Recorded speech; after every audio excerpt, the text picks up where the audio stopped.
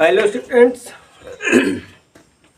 आज हम संख्या पद्धति के इस पार्ट में पढ़ेंगे अपरिमेय संख्या इरेशनल नंबर, अभाज्य संख्या प्राइम नंबर, भाज्य कॉन्स्टिट्यूटिव नंबर, सम संख्या इवन नंबर, विषम संख्या ऑड नंबर और वास्तविक संख्या रियल नंबर।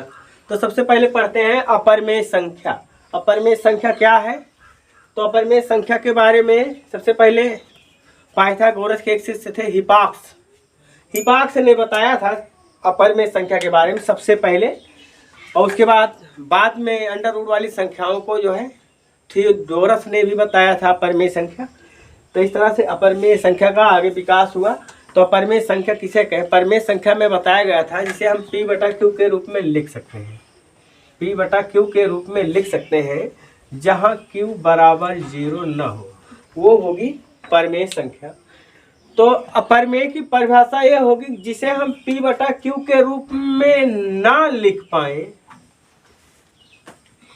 तो हो जाएगी अपरिमेय संख्या।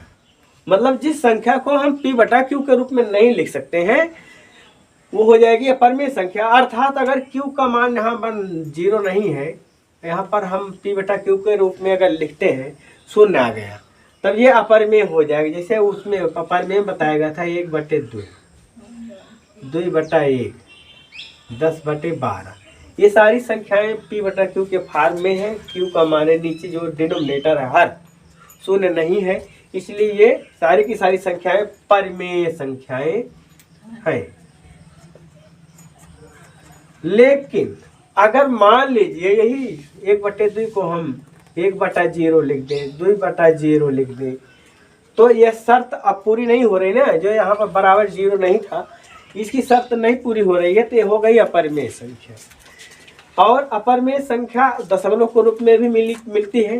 जैसे मान लीजिए 0.10111101101110 इस तरह से 0.0100100001 इस तरह से जो भी संख्या दशमलव में लिखी जाएंगी उनको भी अपरिमेय कहते हैं।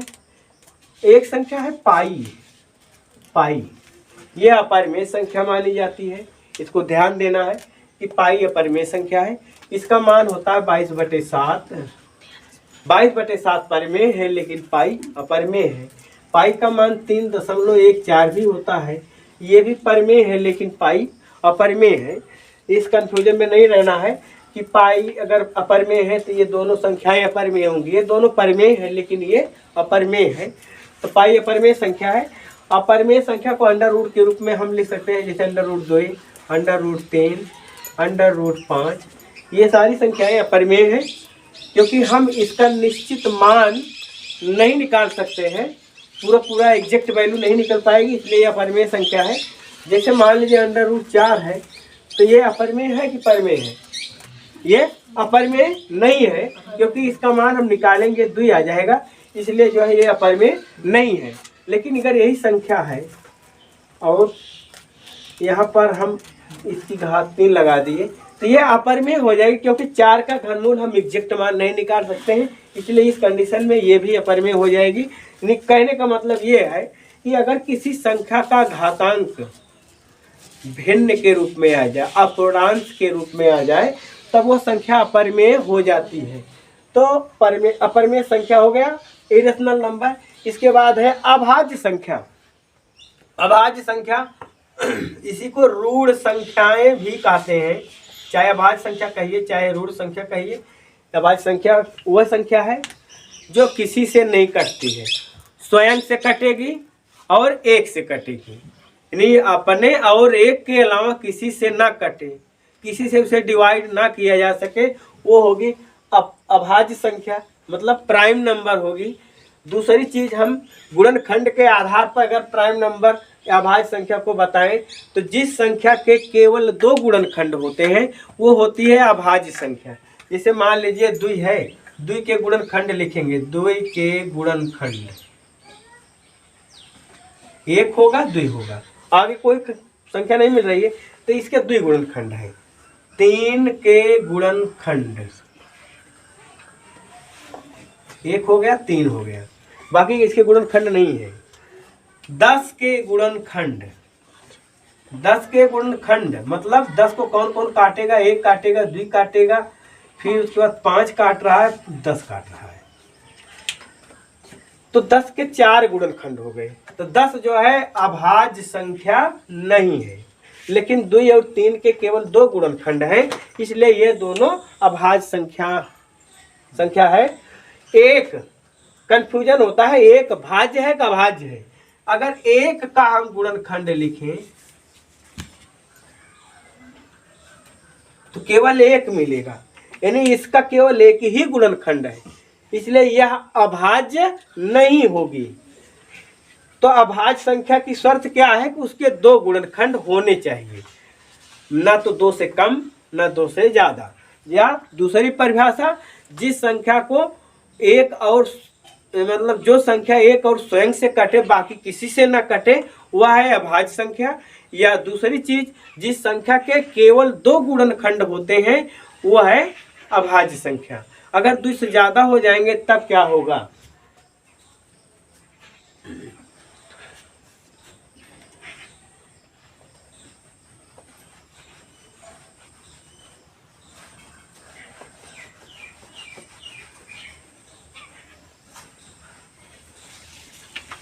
तो अभाज्य संख्या, सबसे छोटी अभाज्य संख्या क्या होगी? 2। सबसे छोटी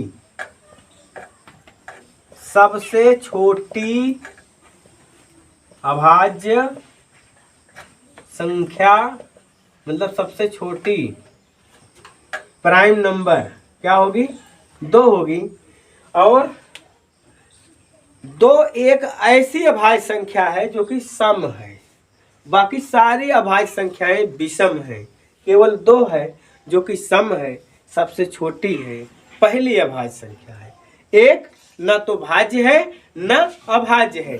अभी तो हम अभाज्य बताए हैं, भाज्य आगे चलते हैं, देखते हैं भाज्य संख्या कॉन्स्टिट्यूटिव नंबर क्या है। ऐसी संख्या जिसके 2 से अधिक गुणनखंड हो। अभाज्य में क्या बताया गया? जिसके कम यानी अधिकतम या कम से कम मतलब केवल 2 गुणनखंड हो वो है अभाज्य, लेकिन जिसके 2 से अधिक गुणनखंड हो जाएंगे वो होगी भाज्य संख्या कॉन्स्टिट्यूटिव नंबर। जिसके कितने फैक्टर हो? 2 फैक्टर हो। अभाज्य जिसके 2 से अधिक, मोर देन 2 फैक्टर, 3 4 5 कुछ भी आ जाए वो हो जाएगी भाज्य संख्या।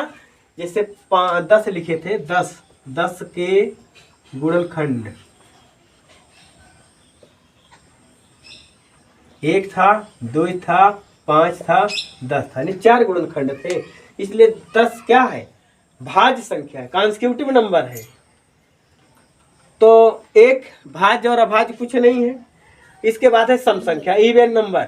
सम संख्या किसे कहते हैं? जो संख्या 2 से कट जाए उसे सम संख्या कहते हैं। जो संख्या 2 से कट जाए उसे सम संख्या कहते हैं, और जो 2 से ना कटे वो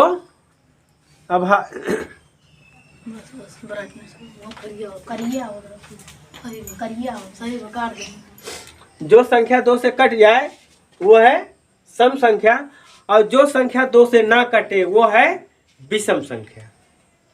मतलब जो संख्या 2 से कट जाती है उसे हम सम संख्या इवन नंबर कहते हैं, और जो संख्या 2 से नहीं कटती है उसे हम ऑड नंबर विषम संख्या कहते हैं।